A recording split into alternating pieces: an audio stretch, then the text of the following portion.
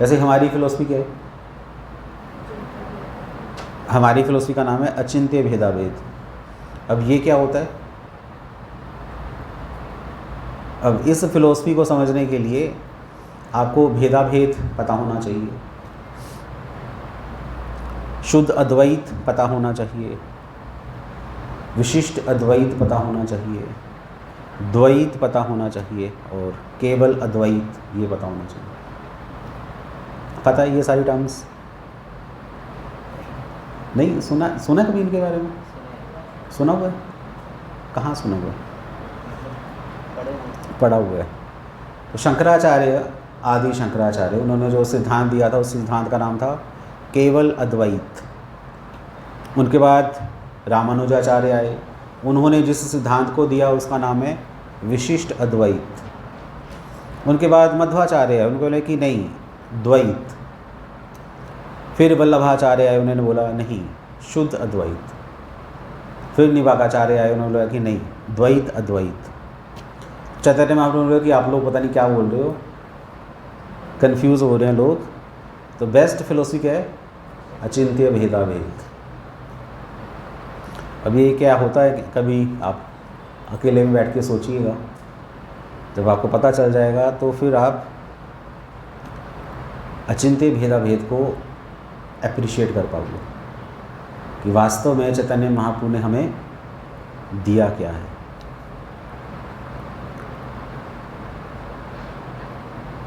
ये एक ऐसी फ़िलोसफी है जिससे आप डायरेक्ट ब्रज धाम में प्रवेश कर सकते हो।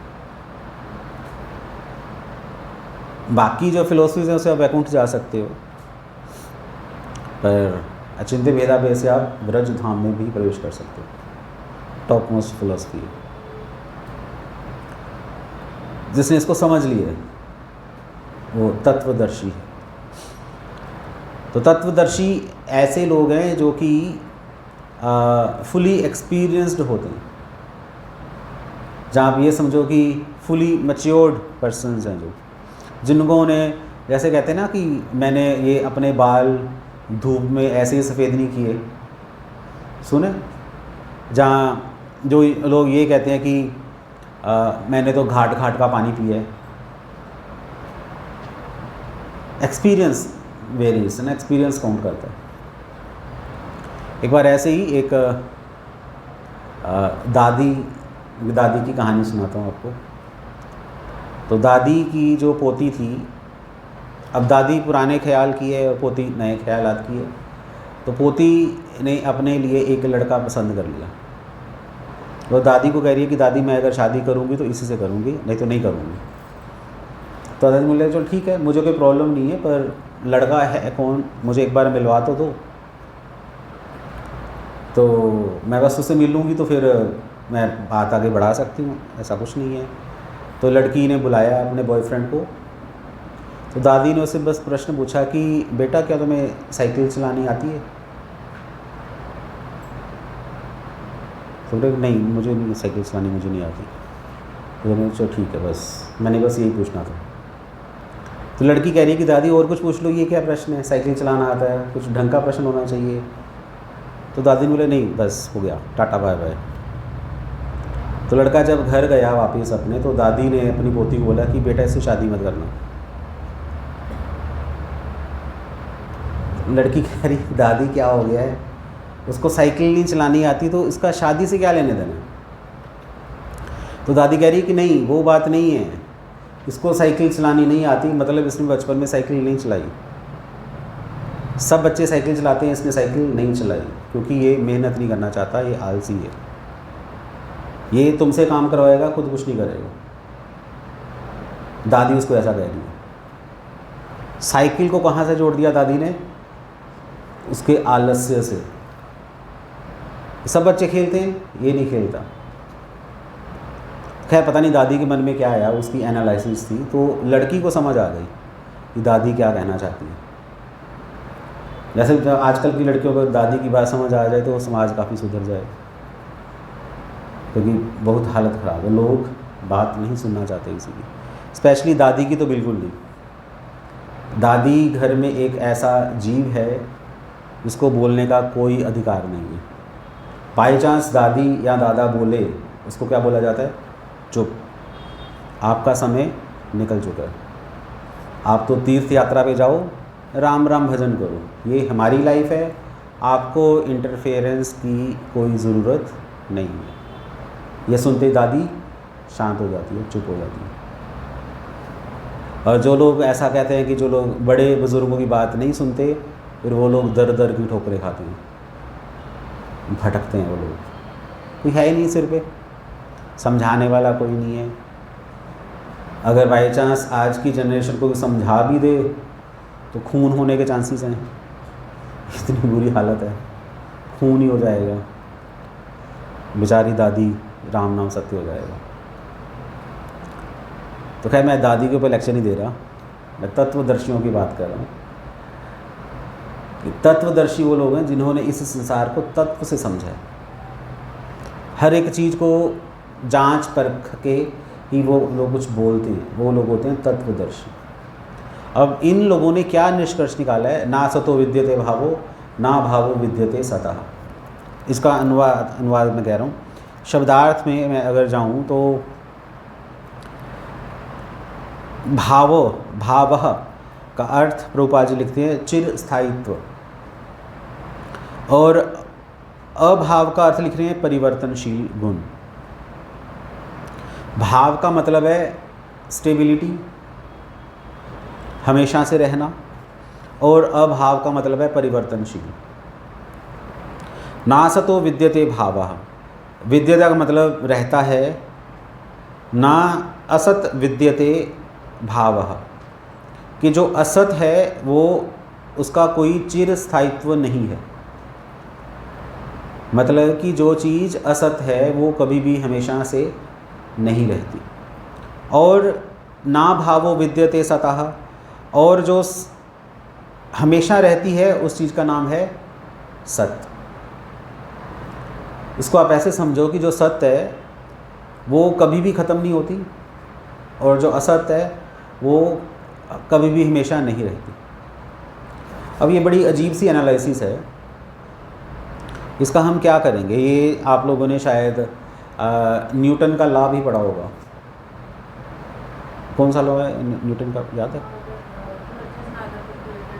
हाँ, कि एनर्जी को आप ख़त्म नहीं कर सकते, ना ही उसको जनरेट कर सकते, हमेशा से रहती है।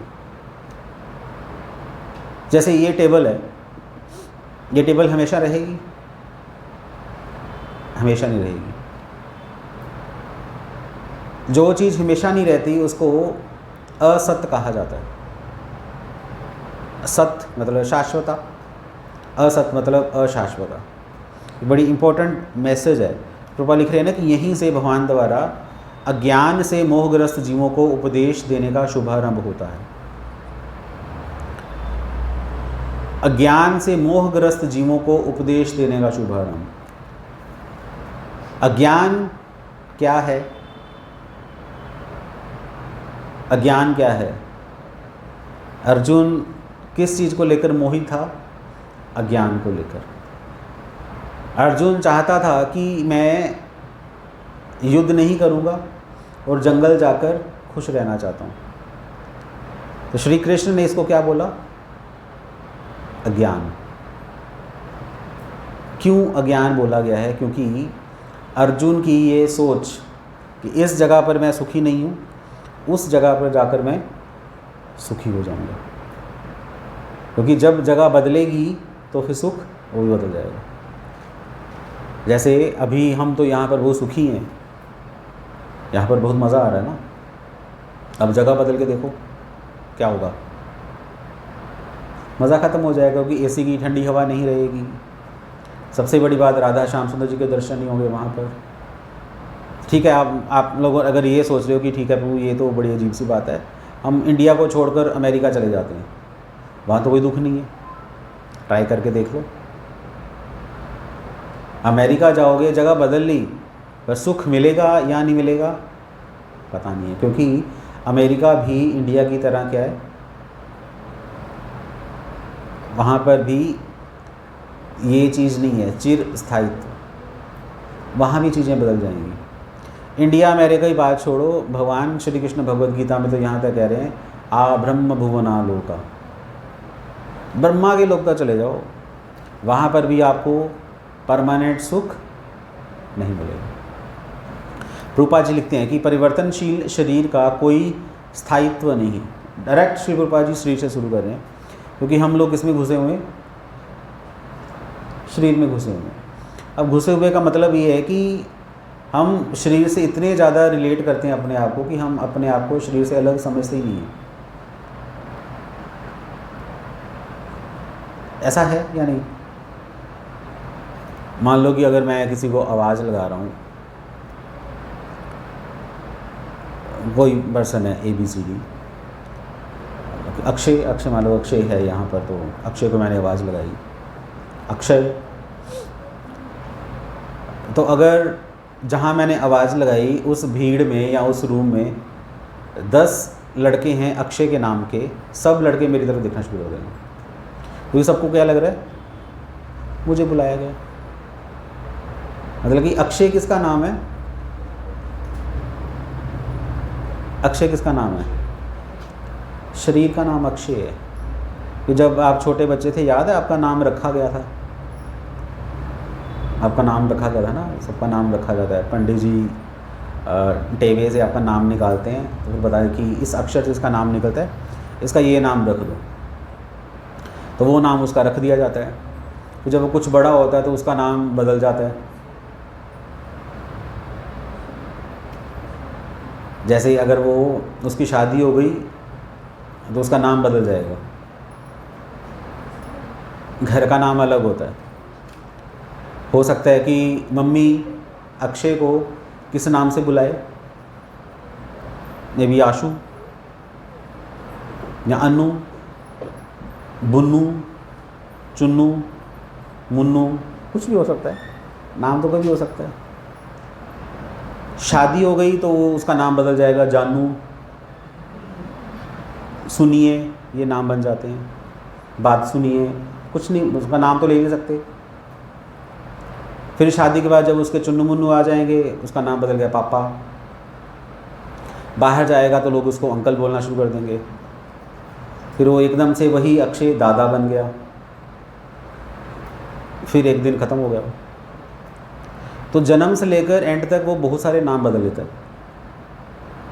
तो नाम किसके बदले जा रहे हैं? शरीर को। उसका अपना नाम क्या है?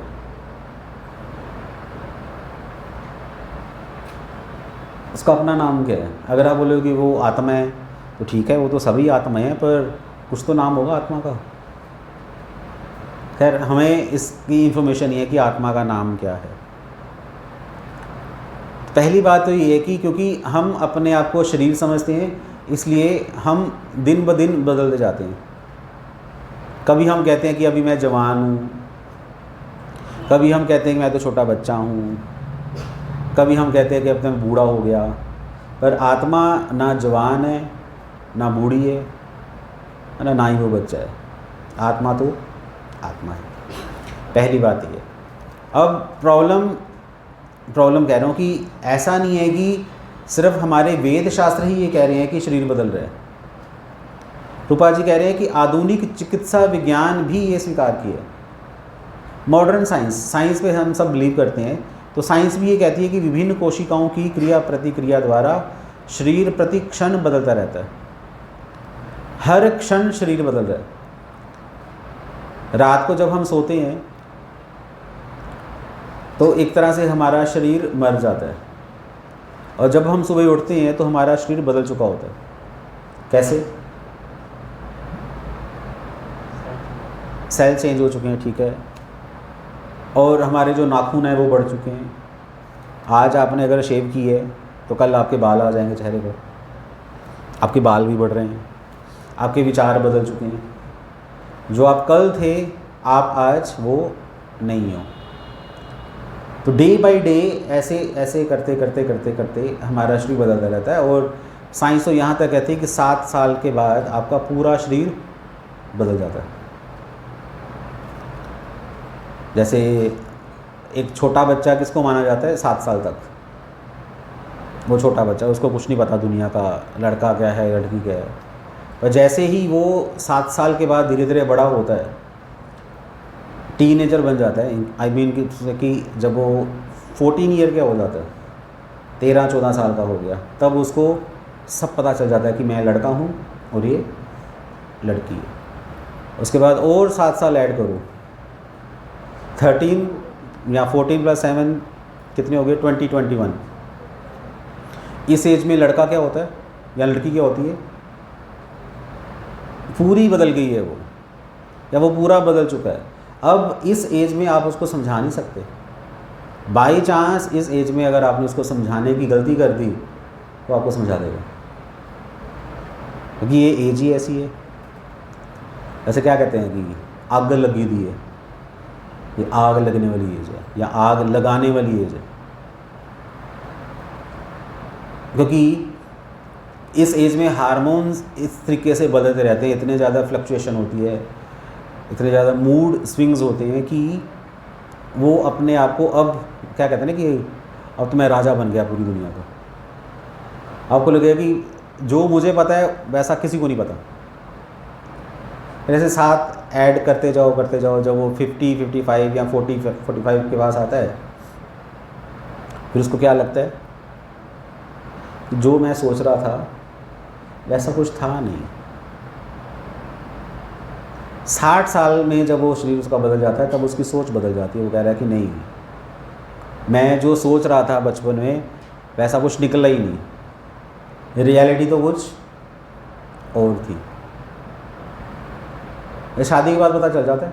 जिन लड़कों को शौक़ होता है, लड़कियों को शौक़ होता है शादी करने का, स्पेशली जो लव मैरिज वाले केसेस होते हैं, शादी के अगले दिन ही पता चल जाता है, पता नहीं क्या हो गया है, क्या हमारे मन में आई, दोनों के मन में सेम आती है कि इनसे शादी कर ली मैंने, इससे अच्छी तो कोई और मिल जाती, वो भी यही सोच रही इससे अच्छा तो कोई और मिल जाता, पता नहीं मेरी किस्मत ही ख़राब थी।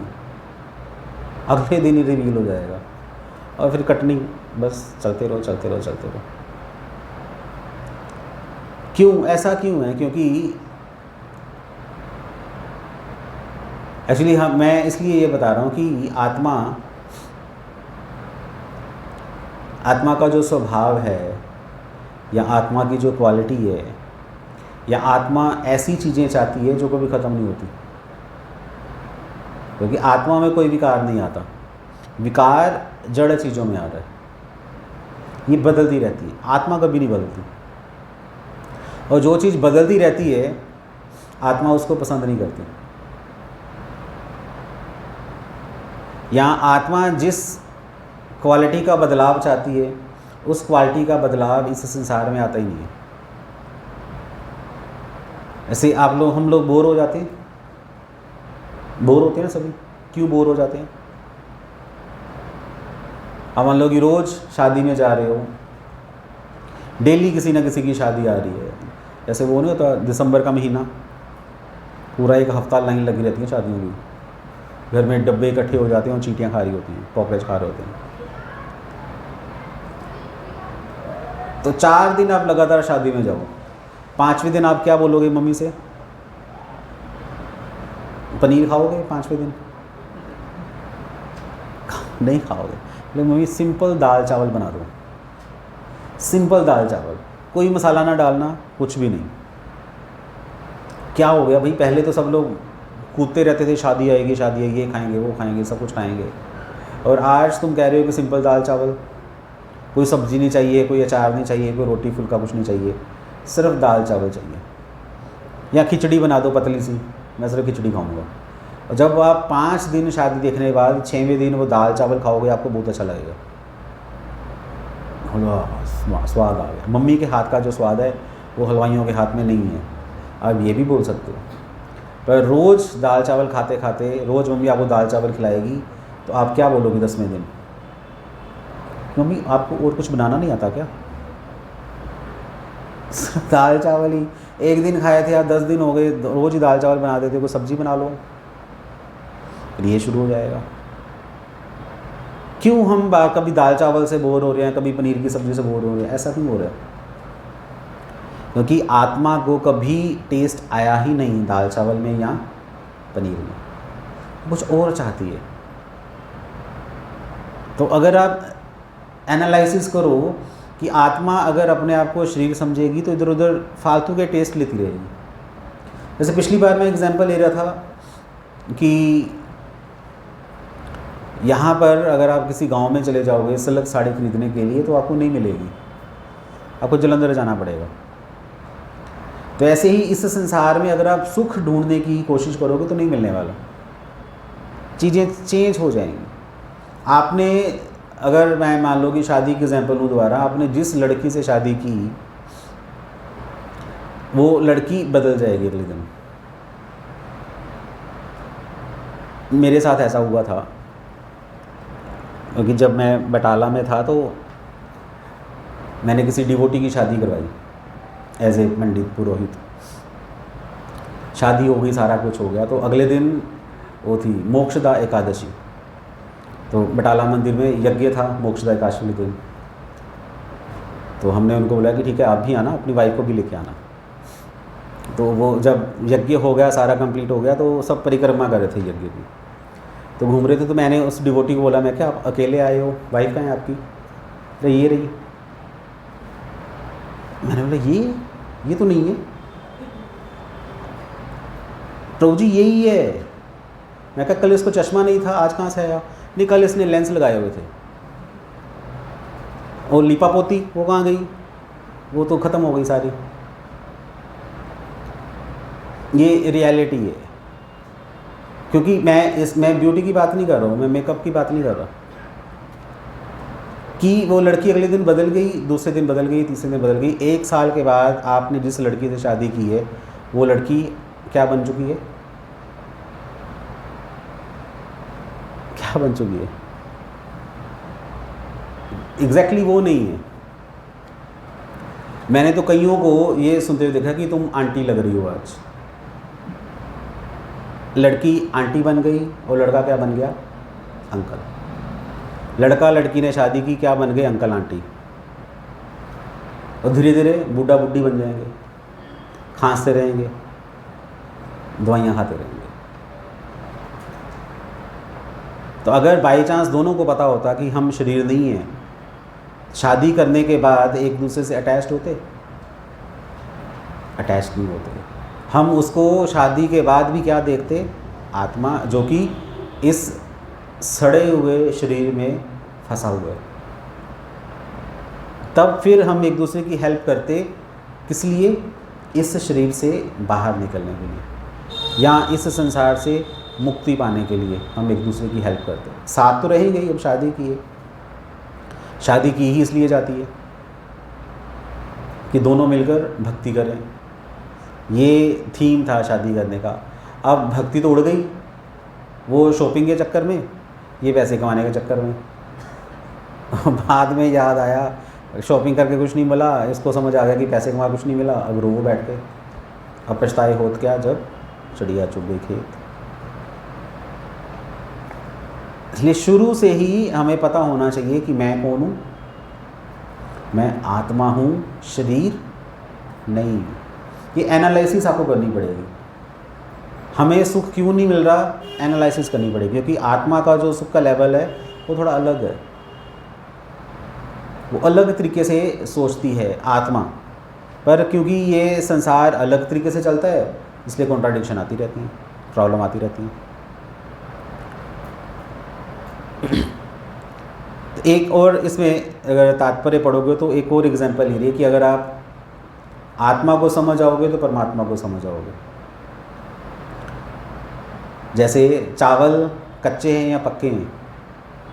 अब मान लो चावल आप पका रहे हो तो कैसे पता चलेगा कि सारे चावल पक चुके हैं?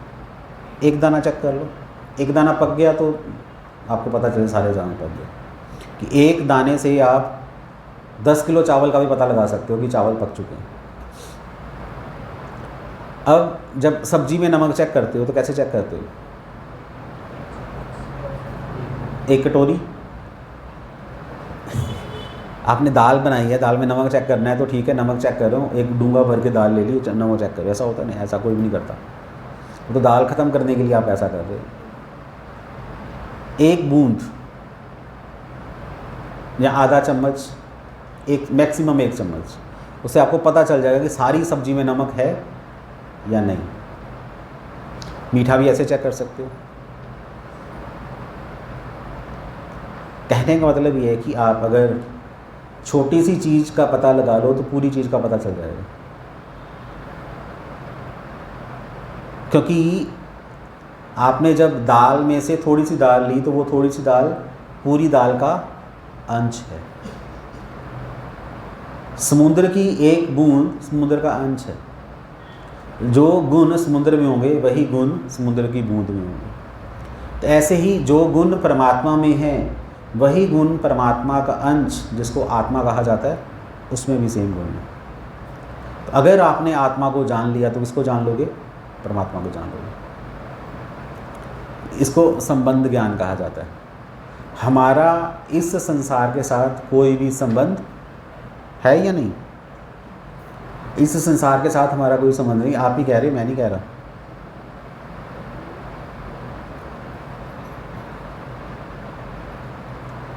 और इस संसार के जितने भी रिश्ते नाते हैं, फिर उनसे संबंध है? उनसे भी नहीं है। तो अगर इस संसार से हमारा कोई संबंध नहीं है, इस संसार के रिश्ते नाते से हमारा कोई संबंध नहीं है, तो फिर आप इस संसार में कर क्या रहे हो?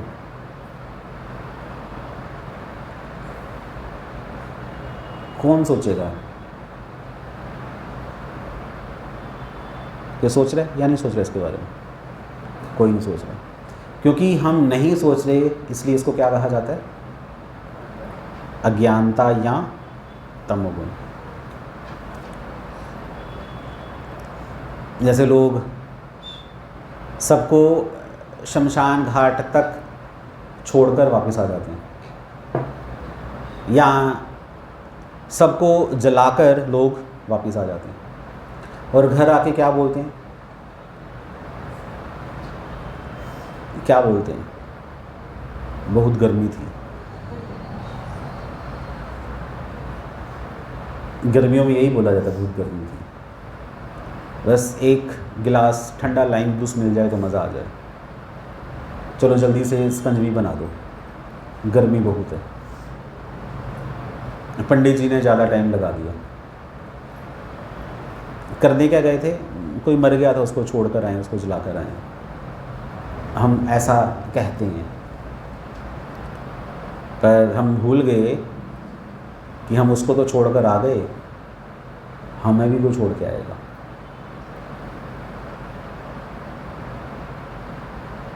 कोई याद रखता है इस चीज़ को? कोई नहीं याद रखता। पूरा संसार मर रहा है, पूरा संसार मर रहा है, मतलब हम भी मरेंगे, एक ना एक दिन तो आएगा ही। तो कौन सोच रहा है? कोई नहीं सोच रहा। तो कहते हैं बस खाओ पियो ऐश करो, मर तो जाना ही एक दिन, तो इसलिए खाओ पियो ऐश करो। भाई अगर एक दिन मरना ही है तो कुछ ढंग का काम कर लो, खाना पीना तो चलता रहेगा। एक तो ये सोच है। दूसरी सोच क्या है कि एक न एक दिन मर जाऊंगा मैं, मुझे भक्ति करने का अवसर नहीं मिलेगा, इसलिए जब तक जिंदा हूं तब तक मैं भक्ति कर लूँ। क्योंकि शास्त्रों में ऐसा कहा गया है कि अगर आप इस जन्म में भक्ति करते हो, और अगर आप इस जन्म में भगवान कृष्ण की भक्ति करते हो, और भक्ति करते करते, उनकी सेवा करते करते, उनका नाम लेते लेते अगर उनके धाम चले गए, तो फिर पुनर्जन्म न विद्यते, दोबारा इस संसार में जन्म नहीं होगा। ये भगवद गीता ऐसा कहती है। ये एक सेक्शन के लोग हैं जो इसलिए भक्ति करते हैं ताकि इस जन्म ऋतु जरा व्याधि के झंझट से मुक्ति मिल जाए। दूसरी कैटेगरी जो ये कह रही है कि खाओ पियो ऐश करो, भक्ति करने का कोई फ़ायदा नहीं है, जब तक ज़िंदा हैं तब तक ऐश करते रहो, ये लोग कहाँ जाएंगे? अकॉर्डिंग टू भगवद गीता ये कहाँ जाएंगे? या तो स्वर्ग चले जाएंगे अच्छे काम करके, या नरक चले जाएंगे गंदे काम करके। अगर तो वो लोग स्वर्ग चले गए तो स्वर्ग में भगवद गीता कहती है क्षीणे पुण्य स्वर्ग लोकम विशंति, जब आपके पुण्य क्षीण हो जाएंगे तो स्वर्ग लोक से वापस आ जाओगे। इस संसार में। और अगर आप नरक चले जाए तो नरक में यातनाएं सहते सहते जब तक टाइम हो जाएगा तो वापस कहाँ जाओगे? इसी संसार में। तो स्वर्ग जाकर भी इस संसार में आ गए, नरक जाकर भी संसार में आ गए, तो फिर स्वर्ग या नरक जाने को फायदा हुआ?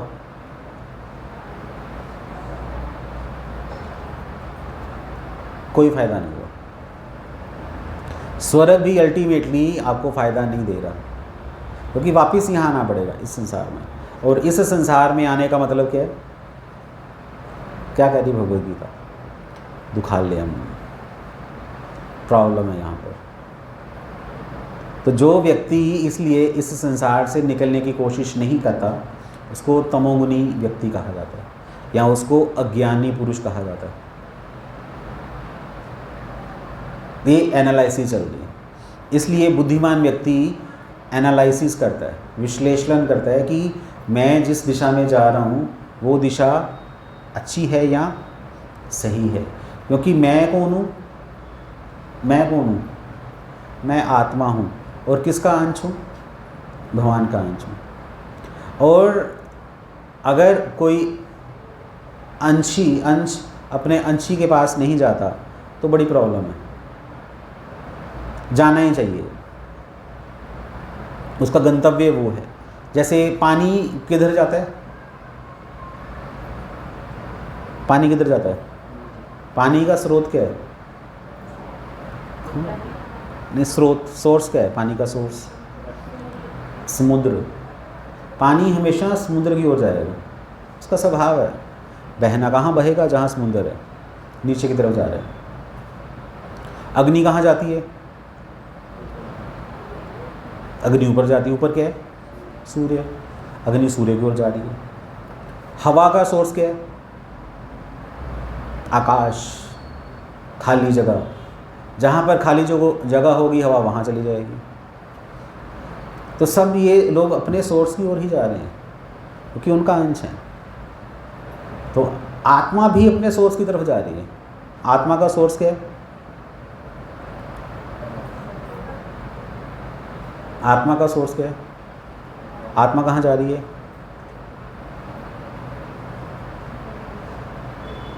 चलो आप जैसे अग्नि सूरज की ओर जा रही है, अग्नि में लाइट है।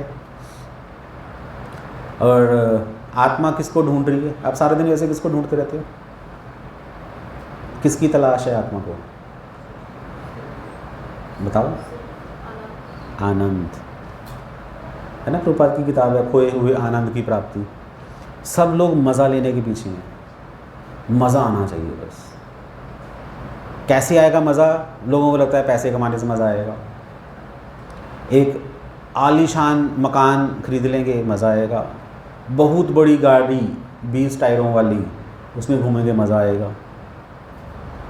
एसी लगवाएंगे 3 टन का, मज़ा आएगा। ठंडे ठंडे पानी से नहाना चाहिए, मज़ा आएगा।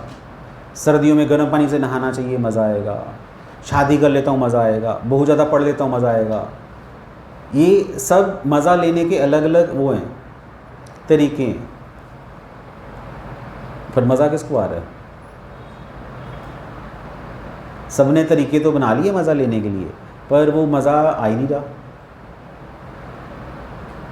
और टीवी में ऐड आती है ना, टेस्ट कहाँ है? सब लोग टेस्ट ले रहे हैं, टेस्ट नहीं समझ आ रहा टेस्ट है कहाँ पे। ये बड़ी प्रॉब्लम है। अगर आप सोचोगे ना, एक बच्चा बुढ़ापे तक मज़ा लेने की कोशिश करता रहता है तो मज़ा उसको मिलता ही नहीं है।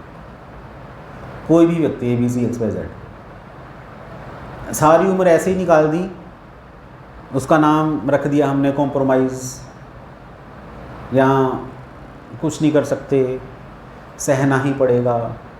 जैसे वो कहते हैं ना कि गल पे या ढोल बजाना ही पैना है, बजाओ, बजाते रहो बस, टंग टंग टंग चलते रहेगा, तो मज़ा नहीं आएगा।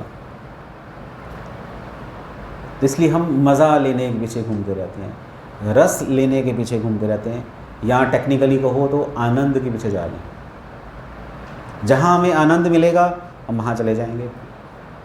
जहाँ भी वो आनंद कैसा भी हो, कहाँ से भी आ रहा हो, हमें उससे कुछ लेना देना नहीं है, बस आनंद मिलना चाहिए। पर वास्तव में आनंद है कहाँ पर? कौन है आनंद? किसके पास है आनंद? तो श्री कृष्ण का एक नाम है रसिक शेखर। श्री कृष्ण रस के आगार हैं, श्री कृष्ण रस के समुद्र हैं। श्री कृष्ण को सद चिद आनंद भी कहा जाता है। भगवान का एक गुण है, भगवान आनंदित रहते हैं। या आप ये समझो कि भगवान आनंद से बने हुए हैं। जैसे हम तो पृथ्वी जल अग्नि वायु आकाश से बने हैं, हमारा शरीर 5 तत्वों से बना है। ब्रह्मा जी का शरीर साउंड से बना हुआ है, आवाज़ से। जो भूत प्रेत होते हैं उनका शरीर हवा से बना होता है। अलग अलग लोग हैं, अलग अलग तरह के शरीर हैं, पर श्री कृष्ण का शरीर किससे बना हुआ है? आनंद से बना हुआ है। जब भी भगवान के पास जाओगे क्या आएगा? आनंद। ये तो आनंद, जो निर्विशेषवादी हैं इस आनंद को ब्रह्मानंद बोलते हैं, पर जो भक्त हैं इस आनंद को क्या बोलते हैं? प्रेमानंद। भक्त प्रेम के आनंद में डूबना चाहते हैं कि इस संसार में अगर आप एनालिसिस करोगे तो प्रेम एकमात्र ऐसी वस्तु है जिसका आनंद दिन ब दिन बढ़ता है। बाकियों का सबका आनंद कम होता रहता है, क्योंकि श्री कृष्ण आनंद के आगार हैं। इसलिए आत्मा कृष्ण का अंश है और वो क्या ढूंढ रही है? आनंद ढूंढ रही है। पर क्योंकि उसको इस संसार में आनंद मिलता नहीं, इसलिए क्या रहती है? परेशान। तो अगर आत्मा को आनंद चाहिए तो कहाँ से मिलेगा? कहाँ से मिलेगा? कृष्ण से मिलेगा। इसको क्या बोला जाता है? क्या बोला जाता है? फिलोसफी। इसको बोला जाता है एनालिसिस। तो ये एनालिसिस किन का है? किन का है? तत्वदर्शियों का। मेरा या आपका नहीं है, एक्सपीरियंस्ड लोगों का है, बुद्धिमान लोगों का। उनका ये एनालिसिस है कि अगर आत्मा श्री कृष्ण की भक्ति करना शुरू कर दे तो वो क्या हो जाएगी? आनंदित हो जाएगी। जब आत्मा को आनंद मिल गया तो वो इस संसार में आनंद ढूंढना बंद कर देगी। खत्म हो गया। आपको इस संसार की रियलिटी पता चल गई, क्योंकि ये चीज़ ख़त्म हो जाएगी एक दिन। हम जिस चीज़ को ख़रीद कर लाए थे, हम टीवी खरीद कर लाए, ये सोचे कि मज़ा आएगा, पर वो टीवी ख़राब हो गया। हमने लॉटरी डाली, ठीक है, बैसाखी बम्पर, लॉटरी निकल गई भाई, निकल गई, आपको पैसा आपको मिल गया। उसको कितना इनाम होता है? मान लो कि 1 करोड़ का इनाम है, आपको कितना मिलेगा? 65 लाख मिलेगा, बाकी सरकार ले जाएगी। और जब आपके पास 65 लाख पड़ा है तो कौन आएगा आपके घर पे? लोग आएंगे। आप तो कुछ हमारी झोली में भी डाल दो। सोचा था 1 करोड़ मिलेगा, उसमें से 65 मिला, उसमें भी लोग आ गए। मेरे बेटे ने बाहर जाना है, मेरे बेटे ने अंदर जाना है, हमने नया घर खरीदना है, गाड़ी की किस्त देने वाली है। वाइफ ही आ जाएगी, आपकी छाती पे बैठ जाएगी, मेरा भाई बीमार है, मेरे भाई को उधर जाना है। बच्चे आ जाएंगे, हमारी स्कूल की फीसें हैं, किताबें हैं, बहुत सारी चीज़ें आ जाएंगी। तो 65 लाख कहाँ जाएगा? आज की टाइम 65 लाख कहाँ जाएगा? तितर बितर हो जाएगा, गायब। कुछ ही दिनों में 65 लाख गायब हो गया। मज़ा तो बहुत आया था कि लॉटरी निकली है, वाह जी वाह, अखबार में फ़ोटो भी आई, लोग फ़ोटो खींच के ले गए, लोगों ने बधाइयाँ भी दी। पर वो बधाइयाँ कितने दिन तक चली? कुछ दिनों तक बस। तो ये एनालिसिस। इसलिए टिकट खरीदने को फ़ायदा है, लॉटरी खरीदने को फ़ायदा हुआ तो है, पर कुछ खास फ़ायदा नहीं हुआ। जैसे ऐसा कहा जाता है कि जब सीता की शादी करनी थी तो जनक महाराज ने तो उसके लिए बेस्ट वर ही ढूंढा था, राजघराना ढूंढा था सीता के लिए। सीता जो कि आदि लक्ष्मी है, वो भी जब इस संसार में आई तो क्या मिला अल्टीमेटली सीता को? कुछ मिला? कुछ खास नहीं मिला, कुछ कर नहीं सकते। तो जो लोग ऐसा सोचते हैं कि हम भी इस संसार में, चलो बाकी तो नहीं रहे, पर हम बताएंगे कि कैसे इस संसार में सुखी रहा जा सकता है। नेटवर्क मार्केटिंग, उसमें एक किताब है, वो क्या किताब का नाम था, वो फेमस बुक वो करते हैं, क्या नाम है उस किताब का, शिव खड़ा की शायद, पता नहीं। हाँ, यू कैन विन। हाँ, यही है कि आप कर सकते हो, और कोई करे ना करे, बट आप कर सकते हो। वो इसी चीज़ को लेकर चिल्लाते रहते हैं नेटवर्क मार्केटिंग वाले, वो लोग उनसे जुड़ते रहते हैं। आप पता नहीं आजकल है या नहीं, ख़त्म हो गई, चल रही है वो, डायलॉग उनका सेम होगा, यस यू कैन डू, आप कर सकते हो, कोई नहीं कर सकता, तुम कर सकते हो। तो जो लोग इस चीज़ का रेफरेंस देते रहते हैं कि मैं इस संसार में सुखी होकर बताऊंगा, अल्टीमेटली क्या मिलता है उनके पास, क्या मिलती है उनको, सिर्फ और सिर्फ फ्रस्ट्रेशन। कोई भी इस संसार में नहीं रहा, सब खत्म हो गए, जो भी आया संसार में चला गया। भगवान भी संसार में आ गए, आपको मैसेज देके चले गए। वो मैसेज भगवान का ये है कि इस दुखमय संसार में रहने की कोशिश मत करना। प्रॉब्लम है, वो सारी प्रॉब्लम। ऐसा नहीं है कि हम प्रॉब्लम से भाग रहे हैं, प्रॉब्लम को फेस करते हैं, पर जानबूझ के अगर आप बोलो कि आ बैल मुझे मार, वो तो बुद्धिमत्ता नहीं है। संसार है, संसार चल रहा है, संसार के नियम हैं, संसार को समझने के लिए धर्मशास्त्र बनाए गए हैं, उनको पढ़ो, कैसे रहना है संसार में रहो। पर हमेशा के लिए संसार में रहने की प्लानिंग, वो गड़बड़ है। सबसे ज़्यादा अमीर बनने की प्लानिंग, वो गड़बड़ है। यहाँ पर प्रॉब्लम आती है। तो ये तत्वदर्शियों का निष्कर्ष है कि संसार में रहने का कोई फ़ायदा नहीं, प्रॉब्लम आएगी। तो बेटर है कि कृष्ण के भक्त बनो, हम भगवान के अंश हैं, इस चीज़ को जानो। जब आप खुद को जान लोगे तो भगवान को भी जान जाओगे। अतः ऐसे अज्ञान को दूर करने के लिए, सदा सर्वदा के लिए जीवों को प्रबुद्ध करने हेतु भगवान भगवद गीता का उपदेश देते हैं।